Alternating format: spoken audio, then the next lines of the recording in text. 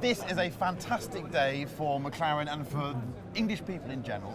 Here we have the first time in North America McLaren with its 3 series of cars. The P1, the really, really fast one, then just the really, really fast one, which is the 650, 675, and now the baby, the 570S. I'm here with Chris Goodwin, chief test driver, the man that defines the dynamics of these cars and delivers them. So let's have a chat about the numbers and then about how this slightly different chassis works. Chris, a proud day. It's a proud day for me to a certain extent, but I look around me and actually we've got guys here that have really been responsible for the design and the build and the production of this car, and there are tiers and all sorts of things. It's a really big deal for us as a company, for those guys individually, and it's fantastic. We've drawn the biggest crowd here in the show. They were like 20 deep when they unveiled the car, and as you quite rightly said, it completes the lineup. It's very pretty as well. Now, we're not aesthetics guys. I mean, you're looking very dapper, I have to say. I'm loving the corporate outfit. But we're about the way the cars drive. Yeah. So, numbers, the engine is a heavily developed version of the existing McLaren V8, yeah? So, our cars currently are all based around the same effective framework, 3.8 litre twin turbocharged V8 engine. A huge amount of hardware change though has gone into this one, just as it did do with the 675 LT. Yeah.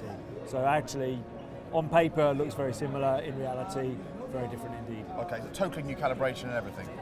Different hardware, different turbochargers, different calibration for sure, and that's something that we are really improving with every product that we produce. So regardless of whether it's a Sports Series, Super Series or Ultimate level car, so we've got the 3 tiers of our product. Sports Series, Super Series, Ultimate, that's what I was looking for. So 3 tiers of our product lineup now. The baby car, as you put it, the Sports Series. Each time we produce a new car, we're getting better at doing it, and our calibration guys, our stylists, our vehicle dynamics guys are all really honing in on their job and getting better and better at it. What we see here is the lowest level of performance that we offer in our lineup, but one of the most tightly defined and really in detail developed cars that we've produced so far. Can we define lowest performance? This thing, from 0 to 100 miles an hour, produces the same time as a McLaren F1 did. It's 6 and a bit seconds, isn't it? It's all relative, isn't That's it? entry level. I mean, the world's gone mad, hasn't it? Yeah. I mean, all of those tags, baby car, entry level car, base.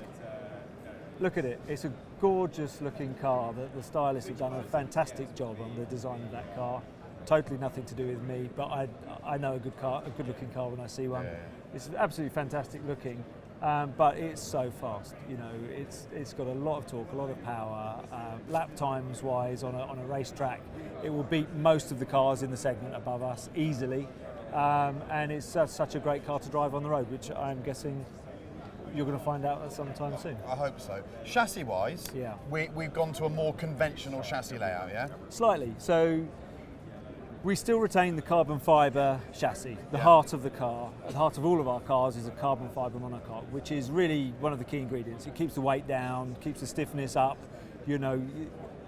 What really, you can't get around the fact that contributes such a huge amount to the character and ultimately the performance of all of our cars. So in this instance, we've changed the chassis a lot. We've got an all new chassis. Certain things have made quite a big difference to the utility of the car. So leg swing, getting in and out of the door is massively different and easier now. So we've created a car that's much easier to use on a day-to-day basis, but it's still a really stiff, lightweight chassis. Bolted to which is the rear mid-engine 3.8 litre V8 engine, gearbox on the back of that. Suspension though, so we have changed slightly. We're using conventional anti-roll bars, so we've done away with, on this product, the hydraulic roll control circuit. Yeah. So it's a more simple, more conventional kind of idea. How much weight do you strip out by doing that? That's a good question, actually. You don't necessarily strip weight out by doing it because a big anti-roll, a big anti-roll bar is quite a heavy thing, a hydraulic pipe. So actually, you don't necessarily lose weight by doing that. The same. But you simplify things. You simplify a lot of the layout. You simplify a lot of the control systems and so on. Of course, we create a difference as well in our range. It's always hard when you start at the top and go back down effectively into your product lineup. But what we've done here is we've created a sports car that still has got very advanced suspension. So we still retain our adaptive damping system that is familiar to you in our 650S, our 675, our P1. It's a massively powerful tool that we can control the handling and dynamics, the ride of the car. We've got the 3 different modes, as you're familiar with as well, normal, sport and track. So you've got a very comfortable ride. We've got a slightly stiffer one and a stiffer one still. We've been able to tune the balance of the car. And actually that's really the key to this car. So it's a sports car. We're competing with other cars of a similar value in its niche, but this is a real sports car. It feels like a real sports car. You know what a sports car is all about. It's something that you can turn into a corner and it goes there. Does it feel like a simpler driving device now it doesn't have the cross-link suspension? It probably gives you a slightly more familiar, pure feel if that's what you're more used to. So I hate to use the word organic, but you're using anti-roll bar, stiff anti-roll bar to control the body to a larger extent than we were with the hydraulic roll control circuit, which you can effectively stiffen up and soften off, switch on and off very quickly. And we added a level of compliance and comfort that a lot of sports car drivers were quite unfamiliar with. It took a lot of getting used to. Unfortunately, once you do get used to it, then it's hard to go back. So it's a great thing. This is more familiar territory in one way. You pick up a lot of the imperfections of the road surface. You have a certain type of steering load build-up that again is slightly more familiar to a user of a car. Is it hydraulic steering? Yes. It is hydraulic steering? Yeah. So did you play around with electric racks or not? Or no. Kind of has to be hydraulic, doesn't it? Yep. Okay. Yeah, I like to feel what the steering's doing, but we've got quite clever control over our power steering pumps and so on. We can play all the tunes that we want to with steering weight, but at the same time retain a good feel. And that feel is what this car is all about. We've got high-end performance, limit and above the limit handling characteristics, but the reality is that 99% of owners spend 99% of the time below the limit, driving somewhere close to legal, speed limits and so on. And you want to feel great in the car. You want to feel what the car is doing.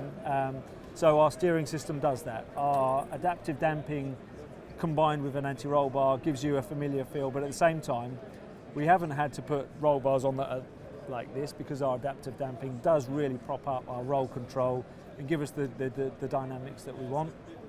The dynamics that we want are something, as I was saying, you look at a corner, you're in there, you're into the apex, get on the throttle and the car gives you a nice balance, you can control it under your right foot. It's a really engaging drive, it sucks you in. You have to be quite careful not to get, too drawn into it. Now, there are 2 phases you talked about there. There's the entry phase where you've tipped it in on the steering with your lovely hydraulic steering. I'm interested in this exit phase. Yeah. I know you are. Specifically, you might know where this is leading. No differential that locks. We've now educated you into the merits of having no locking differential, and I've seen all of your fantastic videos. What you did with the P1 when we drove it was snake oil, okay? I still don't understand how that works. Well, we've got another couple of other cars that you're going to enjoy doing something similar, and 675 is unbelievable. You can do all sorts of things But with you're still convinced that you don't need to have a locker in it? Look, this is the way we do it. Yeah. It works for us. We get results. We've shown you the kind of characteristics that we can develop with the hardware tools that we've got available to us. As I was saying earlier, as we've evolved as a road car company in our massively long history since 2011, producing cars, we've got a lot better at tuning, fine-tuning, calibrating. And one of the things we control is the brake steer and the ESP systems, and all of those things have become infinitely more refined. So I think you're going to really enjoy seeing how and what you can do with this car as you go on the gas on the corner exit. We'll do some skids soon. Now the one aspect I think that people are talking about that's probably a bit uncomfortable with McLaren, but needs to be mentioned is, of course, what happens to the 650S now. I mean, this is so fast, so pretty. Yeah. I mean, I suppose you're just looking to the next thing, aren't you? No, not really. I mean, we've always looked at needing to have a full and complete product lineup. we still don't have that many product lineups. I Yeah. mean, you look around you here at the show, there are manufacturers that have got, I've lost count of how many different products they've got to fill every niche, so there's a car for everybody, there are colours for everybody, so this car is opening up the McLaren brand to a whole new world of owners that can afford this car. Okay, some of them could have potentially afforded the 650S as well, and maybe there is some overlap there, but then there is also a niche of customer that wants that car. They want a 650S Spider, they want something that's got that bit more torque and power, that little bit more cornering grip. So ultimately it's a faster car. So, we've got a P1 in the lineup as well. This isn't taking away from, they all complement each other, they fit quite nicely, they're separated quite well. They have similar characteristics but different emphasis on different parts. So the emphasis of this car is to make you drive around a nice twisty bit of road, over a mountain to a racetrack. You're grinning, smiling all the way there. You can have a great time on the racetrack and drive all the way back again. It's an everyday car that is also great and really punches above its weight on a racetrack. So Can we go to Abu Dhabi and skid it around at night? go wherever you like. Dave, can we please? Man from McLaren said maybe.